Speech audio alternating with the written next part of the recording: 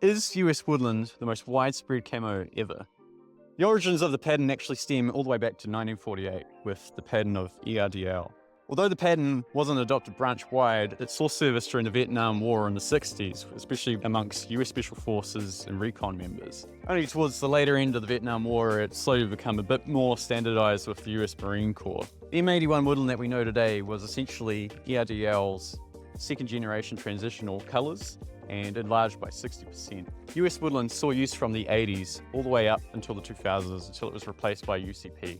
We see that even though it is officially retired, it still sees use through units like MARSOC and some rare units as well. Although officially long retired by the US, it's seen widespread use through so many countries and tons of commercial copies as well. In fact, so many kids' toys are absolutely covered in this pattern. It's basically ingrained into the human psyche that this is what the military or a soldier is at this point.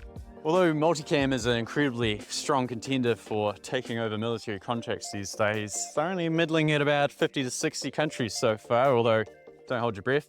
US Woodland is still, by our count, well over 60 countries, so I think it's reasonably safe to say that US Woodland is probably the most prolific camo currently. Despite its proliferation, the US pattern is still the prized one in most people's opinions, and sure enough, I've just got a whole bunch of US Woodland shirts, both the Ripstop and non-Ripstop versions, two different listings for those, and with the M65 jackets. Make sure you check out our latest arrivals and get stuck in there and secure yourself a bit of US Woodland today.